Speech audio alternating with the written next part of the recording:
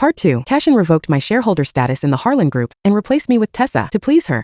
He even bought a gold mine and named it after her. During an interview, Tessa proudly flaunted the diamond ring on her hand. I never considered myself a homewrecker. If a woman can't hold onto her husband's heart, she deserves to be left alone. Besides, the current Mrs. Harlan only married into the Harlan family for money. But I'm different. I truly love Cassian with all my heart. The comments were sharply divided. A group of brainless fanatic fans tagged my account, hurling all kinds of insults and demands for me to step aside for Tessa. I looked at it all, feeling only ridicule. After so many years, Cassian's tricks to woo women hadn't changed one bit. Back then, he did the same to me. When he found out that I came from a poor family and had never celebrated a birthday, he gave me 20 gifts on my 20th birthday, from a gold locket for a 1-year-old to a villa for a 20-year-old. He said it was to make up for the hardships I had endured over the past 20 years. I still remember that night. Under the vast starry sky, he held my hand and said, "Leona, I was raised by my grandfather after losing my parents at a young age. I understand your feelings. From now on, I will treat your grandmother like my own and build the happiest family with you." I melted in his deep, affectionate gaze, naively believing that I had found someone to spend my life with. But later, when the novelty wore off, Cassian quickly moved on to someone new. During one of his dates,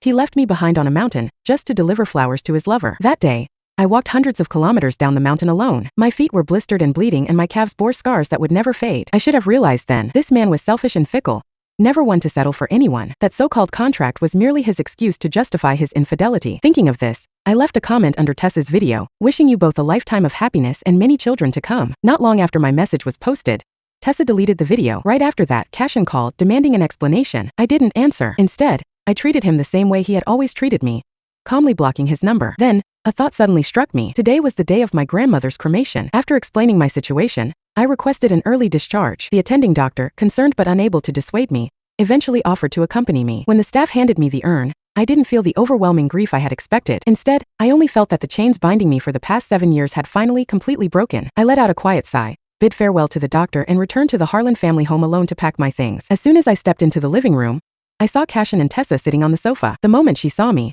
Tessa hurriedly pulled up the zipper of her dress, but the red marks covering her body still betrayed the intensity of what had just happened. I didn't feel hurt. I wasn't angry. Without a word, without a change in expression, I walked past them into the bedroom as if I had seen nothing at all. By the time I came back out, Tessa had already left. Only Cassian remained sitting there, drinking alone. When he noticed me, he slowly lifted his head. The dim lighting cast shadows over his face, making his expression unreadable. "Leona, where did you go today? It's none of your business." I didn't want to say more, but Cassian suddenly smashed his wine glass. He strode toward me, his gaze dark and dangerous. "Stop pretending to be so pure and virtuous. Don't think I don't know. You went out to fool around with some pretty boy. Leona, are you that desperate for attention? Are you upset that I've been ignoring you lately? Fine, if that's what you want, I'll give it to you." As he spoke, Cassian violently tore at my clothes, dragging me toward the bed. His sudden aggression shocked me and I struggled with all my strength. "Cassian, are you insane? I just gave birth." But in his frenzy, he wouldn't listen. His teeth sank into my shoulder, a sharp pain spreading through my body. I pushed Cassian away with all my strength and slapped him hard across the face. Enraged, he didn't back down. Instead, he grabbed the wine glass from the table and hurled it at me. A sharp pain spread across my forehead as a warm trickle of blood slowly slid down. Cassian froze for a moment,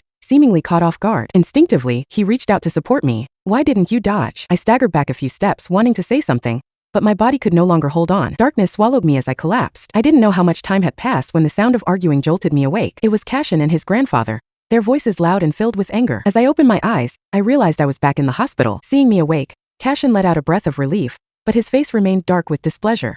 He shot a glare at his grandfather. "Is this the good wife you picked for me? Not even out of her postpartum recovery, and she's already sneaking off to meet some pretty boy." Thomas trembled with fury. "A date? Do you even know where Leona went yesterday?" "Grandpa," I interrupted Thomas before he could say more. "It's all in the past." He understood my meaning and said no more, though his expression was filled with disappointment as he looked at Cassian. Cassian, unconcerned, waved a hand dismissively. "She's awake now, so there's nothing for me to do here. Tessa is still waiting for me. I'm leaving." Thomas struck him with his cane. "You ungrateful beast. I don't care where you go today, but tomorrow, you must come back to my house with Leona." Before he could finish, Cassian had already disappeared through the door. Thomas let out a long sigh, his back hunched even more than before. He handed me a divorce agreement already signed. "Leona, it's my failure for not raising him right, but that child is still your own flesh and blood. I hope you can send him off one last time." I looked at Thomas, his hair completely white. In the end, I couldn't bring myself to refuse. The next morning, dressed in black, I arrived at the Harlan family's ancestral home. I had risked my life to bring this child into the world, but in the end, I never even got the chance to hold him before we were separated forever. I gently wiped away the tears at the corner of my eyes. Perhaps this was for the best. At least without any attachments, leaving would be easier. I had given my all in this marriage. Now that I was walking away, all I felt was exhaustion, no regrets. Cassian never showed up, not even when the child was laid to rest. Instead, I saw him on the trending news trying on wedding attire with Tessa. Not long after, Tessa proudly sent me a message. So what if you gave birth? In the end, Cassian still chose me. Oh, by the way, did you think Cassian was taking care of you while you were unconscious? Actually, he was with me the whole time. We were right next to your hospital room, trying out all sorts of new positions. In the video she sent, my pale and lifeless face starkly contrasted with her own, glowing with satisfaction. I didn't reply. Silently, I forwarded all the messages and videos to Thomas. Then, I removed the wedding ring from my finger. Hugging my grandmother's ashes, I whispered softly, "Grandma, let's go home." Night had already fallen when Cassian finally returned to the Harlan family's ancestral home, reeking of alcohol. As soon as he pushed the door open, he was startled by the sight before him. The entire hall was filled with funeral wreaths. Who died? Was it Leona's grandmother? Panic flickered across his drunken face as he stood there, utterly shaken. Why didn't anyone tell me earlier? Where's Leona? She must be devastated. I need to be with her. Cassian's voice carried a rare trace of urgency as he staggered forward. But before he could take another step, Thomas, who had finally reached his breaking point, hurled the divorce paper straight at his face. Leona has already left with her grandmother's ashes, and today is your son's 7th-day memorial.